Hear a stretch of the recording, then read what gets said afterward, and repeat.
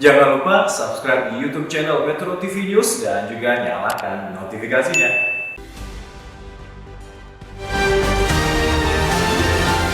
Mengantisipasi gejolak pangan.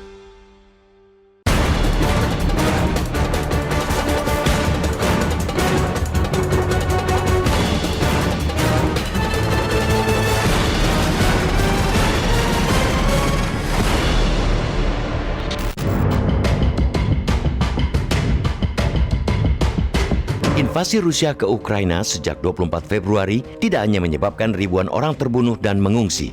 Dampak konflik itu pun sangat mungkin semakin parah bagi dunia, termasuk kita tentu saja karena proses perdamaian menemui jalan buntu. Pernyataan Presiden Rusia Vladimir Putin baru-baru ini yang menyebut sulit mengakhiri konflik dengan damai akan mengganggu rantai pasokan sejumlah komoditas pertanian dan energi. Sebab negara produsen bakal lebih mengutamakan kebutuhan dalam negeri mereka, apalagi Ukraina. Dan Rusia merupakan negara pengekspor komoditas utama pangan dunia seperti gandum, jagung, kedelai, bahan pupuk.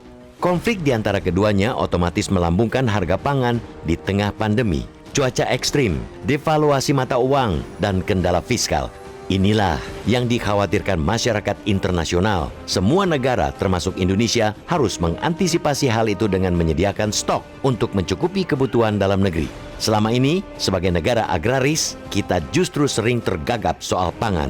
Seringkali kita mendengar peternak unggas, baik petelur maupun pedaging, tidak berdaya menghadapi harga pakan yang melambung tinggi. Begitu juga petani yang kesulitan mendapatkan pupuk dan menghadapi serbuan produk luar. Terbaru, masyarakat dipusingkan dengan komoditas minyak goreng yang langka dan mahal. Ini tentu menjadi tugas para stakeholder, terutama Badan Pangan Nasional yang baru saja dibentuk pemerintah. Selain butuh nyali ekstra untuk memberantas mafia, pemerintah harus memiliki terobosan dalam memitigasi potensi gejolak sejumlah harga bahan pokok. Gejolak diyakini tidak akan berakhir pada Idul Fitri. Harga pangan bakal terus melambung seiring berlarutnya konflik Rusia-Ukraina dan pandemi COVID-19 yang belum sepenuhnya rampung.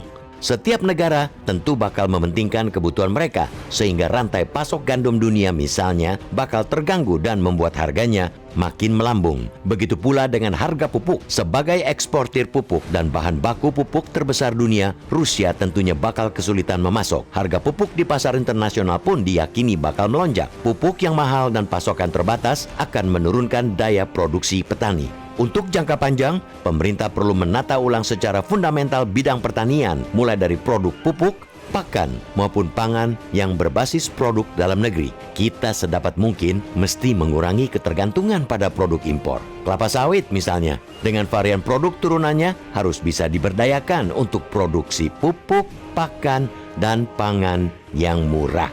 Jangan semata untuk memenuhi kebutuhan pasar internasional demi meraup cuan besar. Ini menjadi tugas para stakeholder, juga para akademisi di bidang pertanian untuk memikirkannya. Kedepan, selain transformasi dan diverifikasi di bidang pangan, pemerintah, swasta, maupun dunia internasional perlu bekerja sama membangun sistem produksi yang lebih produktif untuk memastikan ketahanan pangan dan gizi masyarakat.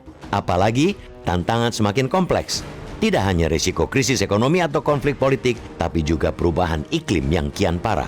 Dunia tidak sedang baik-baik saja, kita pun kena imbasnya. Ketika pandemi belum sepenuhnya sirna, ketika perang antara Rusia dan Ukraina tidak akan usai dalam waktu dekat, mitigasi dan antisipasi atas dampaknya menjadi keharusan. Menteri Keuangan Sri Mulyani mengakui pula bahwa tantangan dan ancaman yang kini dihadapi masyarakat bukan lagi soal pandemi COVID-19, melainkan kenaikan harga pangan dan energi. Karena itu, penguatan ketahanan pangan harus terus dilakukan.